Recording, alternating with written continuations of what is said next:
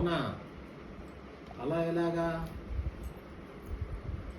Okay okay, information ఇచ్చినందుకు okay పూజ.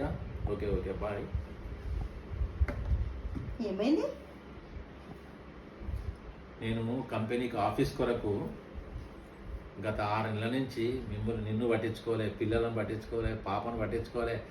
మొత్తం కష్టపడి తెల్లవార్లు పొద్దుమూకులు పనిచేసిన, ఎంతో సిన్సియర్గా చాలా పనిచేసిన, పంక్చువల్గా ఆఫీస్కి పోయి తెల్లవార్లు పొద్దుమూకులు పని గంటలను లేకుండా పనిచేస్తే నాకు ప్రమోషన్ రావాల్సింది, నాకు వేరే వాళ్ళకి ప్రమోషన్ ఇచ్చారంట.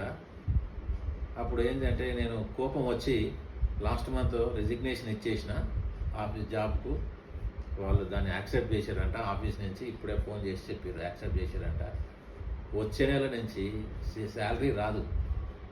ఇంటి ఈఎంఐ ఎట్లా కట్టాలి, కారు ఈఎంఐ ఎట్లా కట్టాలి, పాలోనికి ఏమి ఇవ్వాలి, పాపకు మనం ఫీజు ఎట్లా కట్టాలి, కాలేజీ ఫీజు, ఇవన్నీ ఆలోచన అయితే దిమ్మ తిరిగిపోతుంది, తలకాయ తిరిగిపోతుంది కిరణ్. నాకు ఏం చేయాలో అర్థం కావట్లేదు. ఏం కాదు, ఏం కాదు, అన్ని సర్దుకుంటాయి. ఏం సర్దుకుంటాయో. పర్లేదు పర్లేదు పర్లేదు పర్లేదు పర్లేదు, ఏం కాదు ఏం కాదు ఏం కాదు.